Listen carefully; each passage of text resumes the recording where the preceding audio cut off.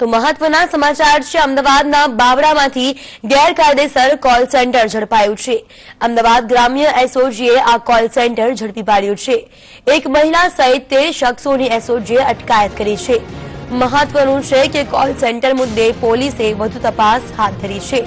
તો આ પોલીસ કર્મી દ્વારા કોલ સેન્ટર ચલાવતું હોવાનું જાણવા મળ્યું છે। પોલીસ હેડક્વાર્ટરની સામે કોલ સેન્ટર ચાલતું હતું, ત્યારે આ અંગે હવે આગળની તપાસ હાથ ધરાઈ છે। આજ મામલે સંવાદદાતા કિરાંગી નાયક જોડાઈ ગયા છે। કિરાંગી, શું કહેશો, કેટલાય સમયથી કોલ સેન્ટર કૌભાંડ ચાલી રહ્યું છે, ત્યારે ફરી એકવાર અમદાવાદમાંથી કોલ સેન્ટર ઝડપાવાનો સિલસિલો યથાવત રહ્યો છે। કઈ દિશામાં તપાસ થઈ રહી છે અને શું માહિતી પ્રાપ્ત થઈ રહી છે? જે રીતે છેલ્લા અમદાવાદમાં કેટલાય ટાઈમથી આ જે કોલ સેન્ટરો છે એ યથાવત છે અને એના લીધે જે અમદાવાદમાં હાલમાં બાવળા વિસ્તારમાં આ કોલ સેન્ટર ઝડપાયું છે।